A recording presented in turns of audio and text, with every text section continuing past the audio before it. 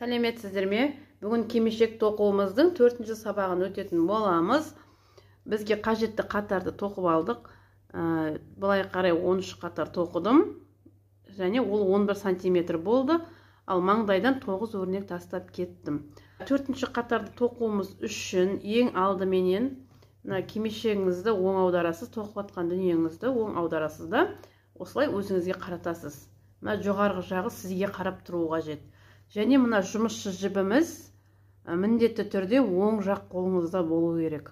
Егер жұмысыңызды тоқып келе жатқанда сол жақтан аяқтаған болсаңыз, онда бір қатар және тоқисыздар да кері қарай жүріп бір қатар тоқып, осы оң қолға алып келесіздер. Себебі осыдан кейін өрнегімізді айналдырып тоқимыз да, мына жерге бас қосып, сол кезде біздің мына келесі тоқитынымыз оң, мына жағымыз теріс, екеуі екі түрлі өрнек шығады.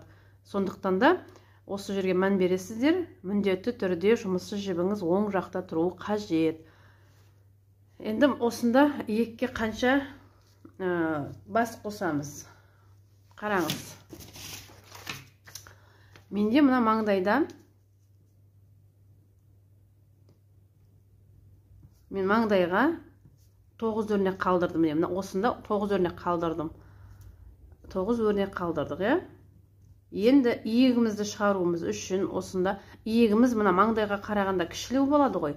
Сондықтан да мына алдыңғы жағынан 2 өрнек, соңғы жағынан 2 өрнек, осылай 9 өрнектен 4 өрнекті алып тастайсыздар. Мүмкін сіздер мына жерде 10 өрнек шығар, 8 өрнек болуы мүмкін. Қанша өрнек болса да, содан міндетті түрде 4 өрнекті алып тастайсыздар. Алдыңғы жағынан 2, соңғы жағынан 2, сонда 4 өрнек алып тастайсыздар. Менде 9 өрнек, 9-дан 4-ті алғанымда менде қазір 5 өрнек шығады. 5 өрнек керек маған. 5 өрнек керек.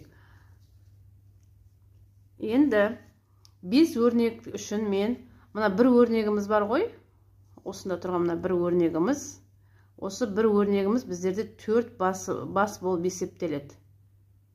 Осының орнына, бір өрнектің орнына біздер 4 бос шалма аламыз. Сіздерде, қараңыз, қазір 5-ті көбейтемін 4-ке. Сонда мен 20. Осында 20 бос шалма алуым керек. Сіздерде мүмкін мына жерде 6-7 болуы мүмкін, қанша болса да міндетті түрде соны 4-ке көбейтесіздер. Бір өрнек бізде 4 бос шалма болып есептеледі.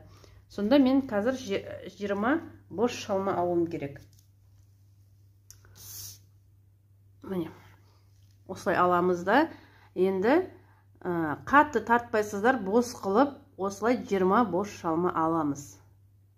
3, 4, 5, тартсаңыздар, мұна жері қысқа болып қалады да, тартылып қалады тамағыңыздың астында.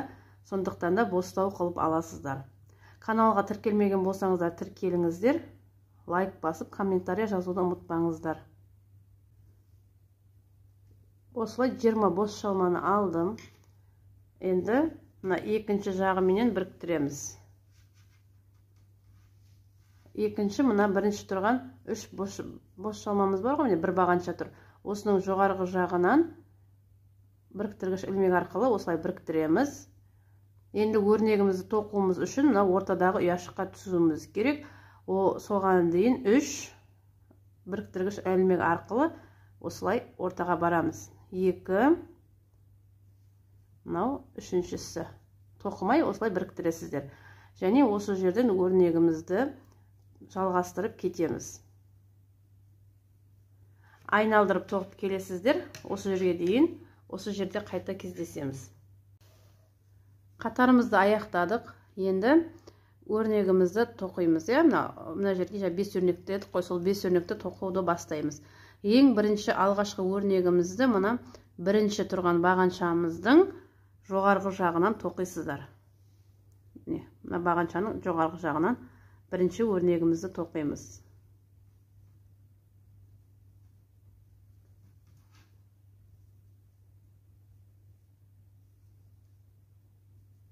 Екінші өрнегімізді мына алған 20 бос шалмамыздың 4-еуін тастайсыздар. 1, 2, 3, 4-еуін тастаймызды.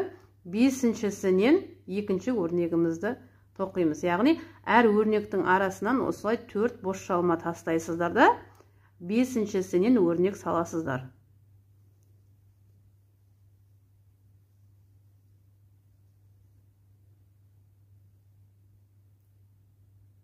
Біреу, екеу, үшеу, төртеу. Қалай болды? Біреу, екеу, үшеу, төртеу, міне бесіншісі.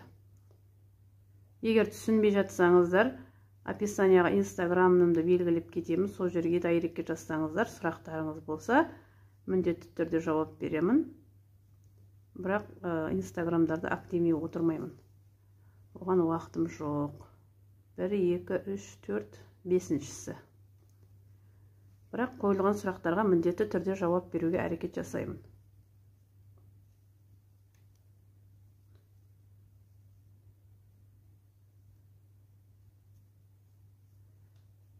Бір, екі, үш, төрт өрнек салдық. Енді 5-ші өрнегімізді, егер мен сияқты тоқысаңыздар, тура осы жерден бізден 4 бос шалма қалу керек.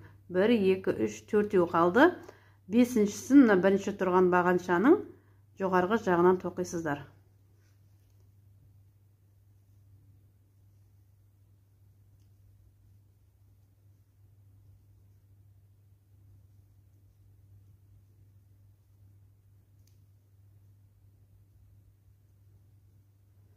Осылай қатарымызды аяқтаймыз.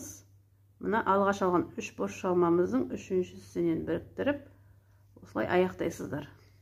Біздерде міне осындай дүние пайда болады.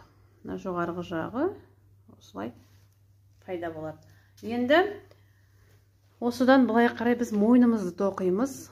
Мойнымыз үшін біздер мойындарыңыз ұзындау болса 5 қатар, қысқалау болса 4 қатар тоқисыздар. Мынаны қосқанда, яғни мына біздерде бірінші қатар болып есептеледі.